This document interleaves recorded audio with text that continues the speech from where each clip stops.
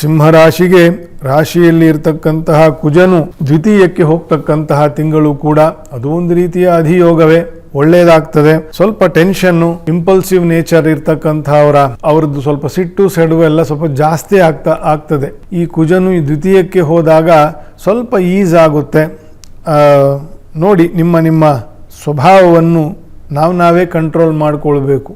ಗ್ರಹರು ಕಾರಕರು ಅಷ್ಟೇ, ಕಂಟ್ರೋಲರ್ಸ್ ಅಲ್ಲ.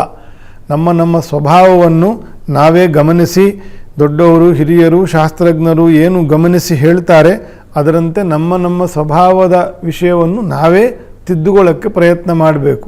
ಜನ್ಮದಲ್ಲಿ ಕೇತು ಕುಜರು ಇದ್ದಾಗ ಇಂಪಲ್ಸಿವ್ ನೇಚರ್ ಜಾಸ್ತಿ ಆಗುತ್ತೆ.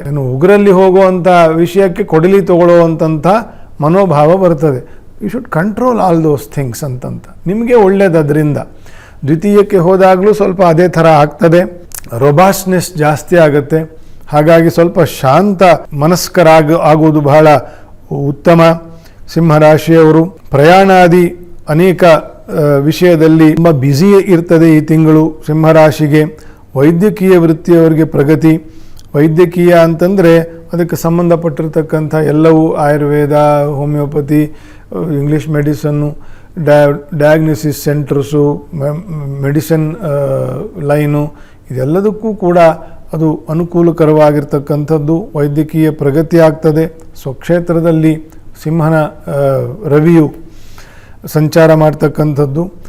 ಒಟ್ಟಾರೆ ಸಿಂಹರಾಶಿಯವರಿಗೆ ಒಂದು ರೀತಿಯ ಪ್ರಗತಿ, ಒಂದು ರೀತಿಯ ಒಂದು ಹುಮ್ಮಸ್ಸು, ಆ ರೀತಿಯ ತಿಂಗಳು ಇರ್ತದೆ. ಪದೇ ಹೇಳ್ತೀನಿ, ನಿಮ್ಮ ಜಾತಕದಲ್ಲಿ ಇರ್ತಕ್ಕಂತಹ ಒಂದು ವಿಶ್ಲೇಷಣೆಯನ್ನು, ವಿಮರ್ಶೆಯನ್ನು ಯೋಗ್ಯರಿಂದ ಮಾಡಿಸ್ಕೊಳ್ಳಿ. ಇದು ಬರೀ ಮಾಸ ಫಲ ಮಾತ್ರ. ಜಾತಕ ಫಲ ಅಂತಕ್ಕಂಥದ್ದೇ ಬೇರೆ. ಅದನ್ನು ವೈಯಕ್ತಿಕವಾಗಿ ಹೇಳಬಹುದು. 100 ಜನಕ್ಕೆ ಒಂದೇ ಜಾತಕ ಫಲ ಹೇಳಲಿಕ್ಕೆ ಬರಲ್ಲ.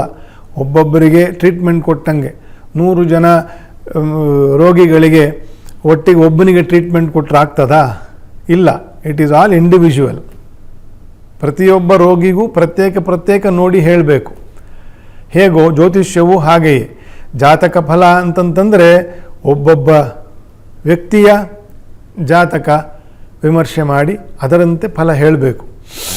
ಇದು ಬರೀ ಮಾಸ ಫಲ.